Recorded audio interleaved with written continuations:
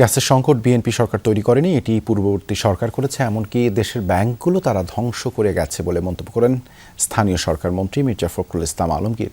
বলেন, এখন এসবের উন্নয়নে কাজ করছে বিএনপি সরকার। রাজধানীর একটি হোটেলে টেলিভিশন এডিটর্স কাউন্সিল আয়োজিত টেকসই গণতন্ত্রে গণমাধ্যমের ভূমিকার শীর্ষক সেমিনারে এসব কথা বলেন তিনি।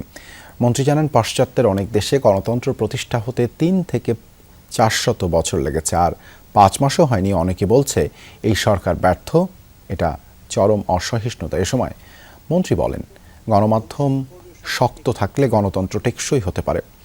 টেলিভিশনে ওয়েজ বোর্ড নেই, কথা নেই, বার্তা নেই, কর্মী ছাঁটাই করে দিচ্ছে। এসবের বিরুদ্ধে কোনো প্রতিবাদও হয় না। তাই গণমাধ্যমে নিজেদের স্বার্থে সাংবাদিকদের এক হতে হবে।